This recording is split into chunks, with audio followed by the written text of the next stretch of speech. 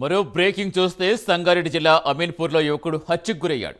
కుమార్తెను ప్రేమిస్తున్నాడనే కోపంతో ఆమె కుటుంబ సభ్యులు ఇంటికి పిలిచి మరీ చంపేస్తారు. పెళ్లి విషయంలో మాట్లాడదామని పిలిచి హత్య చేసేస్తారు.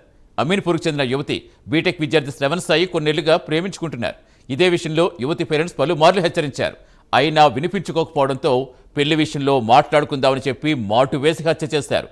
10వ తరగతి వరకు ఒకే దగ్గర చదువుకున్న శ్రవణ్ సాయి యువతి అనంతరం వేర్వేరు కాలేజీల్లో చదువుతున్నారు.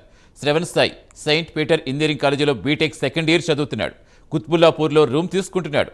మృతదేహాన్ని పోస్ట్ మార్టం నిమిత్తం పటాన్చెరు ప్రభుత్వ ఆసుపత్రికి తరలించారు.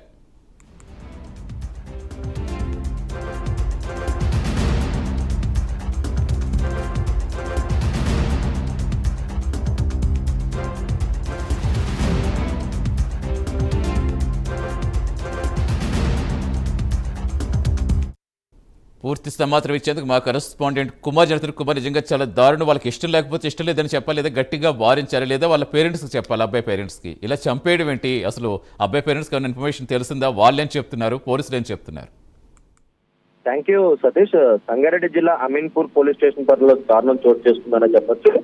కూతుర్ని ప్రేమిస్తున్నాడనే నెపంతో పెళ్లి విషయం మాట్లాడదామని ఇంటికి పిలిచి ఒక అబ్బాయిని అతి కిరాతకంగా అమ్మాయి తల్లిదండ్రులు అయితే హత్య చేసిన ఘటన ఇటు సంగారెడ్డి పోలీస్ స్టేషన్ పరిధిలో అమీన్పూర్ పోలీస్ స్టేషన్ లో అయితే జరిగింది. ముఖ్యంగా ఎన్టీఆర్ జిల్లా పెనుగంచిప్రోలుకు చెందిన జ్యోతి శ్రావణ్ సాయి అలియాస్ శివ అనే వ్యక్తి వీరంగూడ సృజనా లక్ష్మీనగర్ కు చెందిన శ్రీజన ఆమెని గత కొన్నేళ్లుగా ఏదైతే ప్రేమిస్తున్నాడని తెలుస్తుంది. అలాగే ఈ ప్రేమ వ్యవహారం ఇంట్లో తెలిసిగానే వెంటనే వాళ్ళు హెచ్చరించినట్లు కూడా తెలుస్తుంది.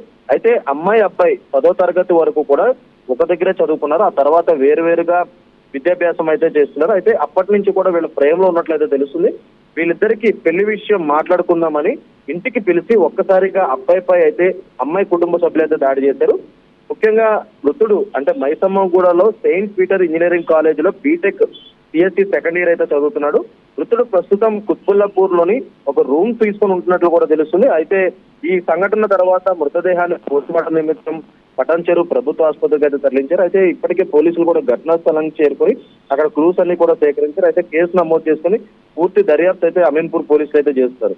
ముఖ్యంగా ఏదైతే వీళ్ళిద్దరూ కూడా అంటే గతంలో వీళ్ళిద్దరూ చదువుకునే సమయంలో ప్రేమించుకున్నట్లయితే తెలుస్తుంది. ఆ తర్వాత ఏదైతే వీళ్ళిద్దరికి విషయం కూడా ఇంట్లో తెలిసి ఇటు తల్లిదండ్రులు మందలించినా సరే వీళ్ళు వేరే కాలేజీలో చదువుకుంటున్నా సరే అప్పటి నుంచి కూడా ప్రేమించుకున్నారు. అయితే ఇటు తల్లిదండ్రులు కూడా పక్కా ప్లాన్ ప్రకారమే అబ్బాయిని ఇంటికి పిలిచి అంటే పెళ్లి విషయం మాట్లాడతాము, అబ్బాయికి అంటే పెళ్లి చేస్తామంటూ కూడా అబ్బాయిని ఇంటికి పిలిచినట్లయితే తెలుస్తుంది.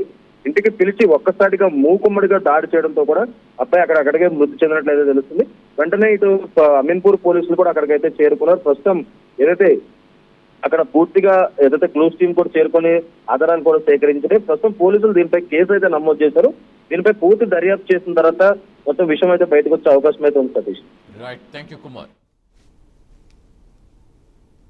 పొద్దున చనిపోవడం జరిగింది. హోలిస్టిక్ హాస్పిటల్లో చనిపోయి తీసుకొచ్చి అబ్బాయిని తీసుకొచ్చారండి డెడ్ బాడీని.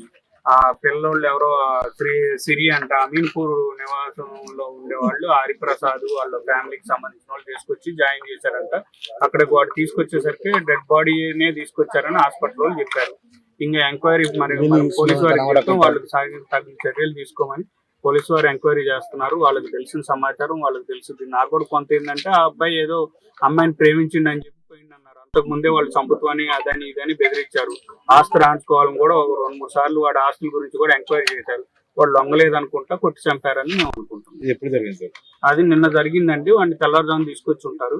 వాళ్ళు ఆ విషయం మా ఆస్తి గురించి ఒక ఆమె ఉంది, ఇప్పుడు చంపి ఎవరైతే చంపినానని ఆమె చెబుతుందో ఆమె ఒప్పుకుంటుంది. నేను మా అమ్మాయిని కొడుతుంటే మీ అబ్బాయి అడ్డు వచ్చిండు, వాడికి బ్యాట్ తగిలి చచ్చిపోయిందని ఆమె చెబుతుంది, అంత స్టేట్మెంట్ ఇస్తుంది. ఇంకా అంతకు మించి ఎవరెవరు ఉన్నారనేది మన అబ్బాయికి మీ అబ్బాయికి అమ్మాయి ఎప్పుడు పరిచయం 10th క్లాస్ అప్పుడు పరిచయం అంట సార్. వాడేమో ఇప్పుడేం పోవట్లేదు, ఆ అమ్మాయి ఒత్తిడి చేసుకొస్తుందని మా అబ్బాయి ఫ్రెండ్స్ చెబుతున్నారు. వాడేమో నేను పోవట్లేదని మాతో చెప్పిండు. ఏదేమైనా మేమైతే వాడికి జాగ్రత్తలు చెప్పినాం, జాగ్రత్తగా